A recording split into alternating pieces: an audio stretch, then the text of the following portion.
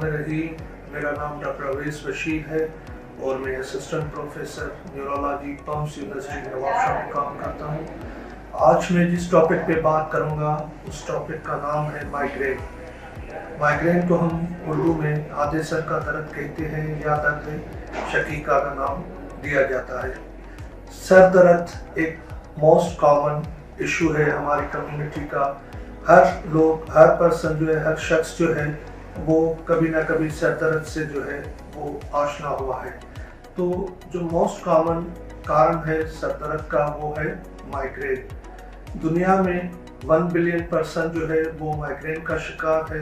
Overall 15% population जो दुनिया में है वो माइग्रेन की शिकार है। माइग्रेन में पेशेंट आपके पास आता है जिसको आधे सर का दर्द होता है और उस दर्द के साथ उल्टी मतली हो जाती है और ये दर्द जो है वो तेज रोशनी और शोर में बहुत बढ़ता है। कारण जो है माइग्रेन का वो है कि ब्रेन की एक लेयर होती है उसमें हाइपर सेंसिटिविटी हो जाती है जिसकी वजह से ये दर्द होता है। इस दर्द की शिद्दत की वजह से लोगों को नॉर्मल काम करने में बहुत मुश्किल होती है।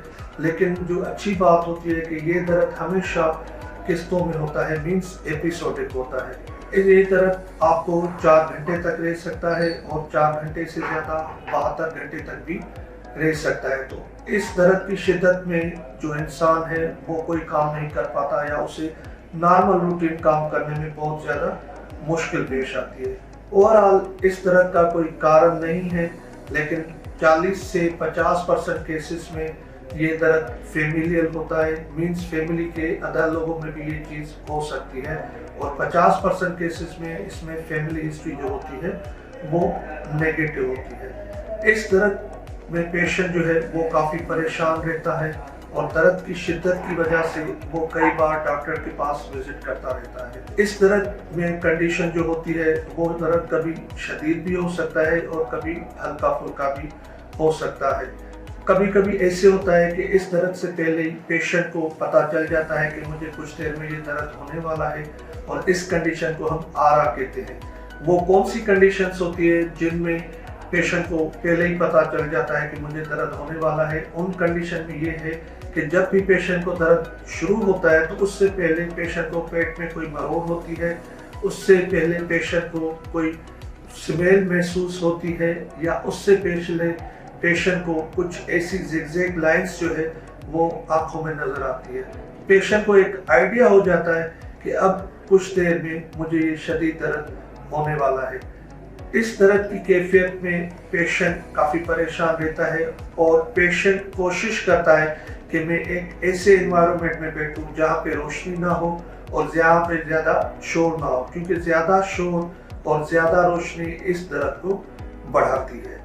अच्छा, जो मोस्ट कॉमन एज है, जो उम्र है जिसमें दर्द शदीद होता है वो होती है 20 से 40 साल की उम्र।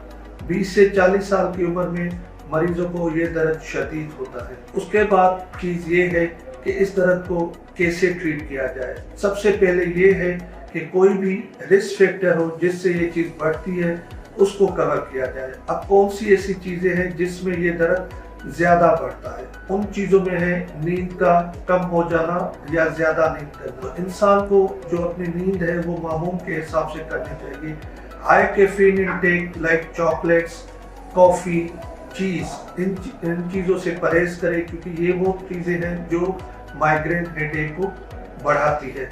उसके अलावा स्ट्रेस रिलेटेड चीज़ें या मेंसेस ऐसी कंडीशंस हैं जिसमें माइग्रेन हेडेक बढ़ जाता है। माइग्रेन हेडेक के लिए कोई स्पेशल इन्वेस्टिगेशन करवाने की ज़रूरत नहीं है। ये सिर्फ हिस्ट्री और क्लिनिकल डायग्नोसिस पे पता चल जाता है।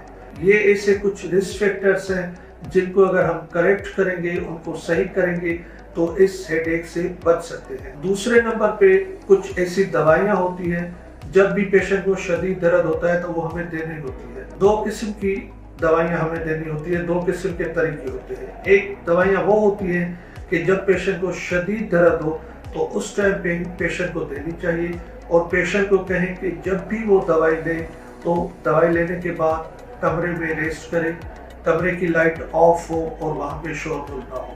और दूसरे नंबर पे जो दवाई आ जाती है वो होती है प्रिवेंटिव ट्रीटमेंट, प्रोफाइलेक्टिकली ट्रीटमेंट। उस दवाई का मकसद ये होता है कि अटैक्स को कम किया जाए या अटैक्स को रोका जाए। तो दो किस्म के फार्माकोलॉजिकल एजेंट्स हैं, उसकी मदद से हम माइग्रेन के एपिसोड्स को कम कर सकते हैं और लाइफ स्टाइल मॉडिफिकेशन से भी हम माइग्रेन के हेडेक को कम कर सकते हैं।